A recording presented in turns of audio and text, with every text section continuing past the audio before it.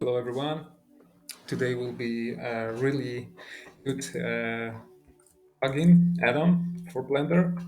It's called Align Attach Align. It's really nice. You have very good options. So let's get started. First, Blender have some uh, good snapping to options. For example, face. We'll turn off this. Snap with closed and align to rotation to target. Now, when we move this with control, and in real time we can control this. But for this example, we want to make more precise. So, preference, we will install this add-on. And now we select this object, shift this object. We go to edit mode.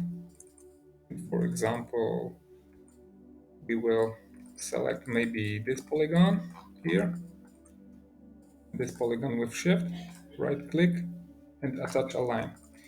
And as you can see, align it this polygon.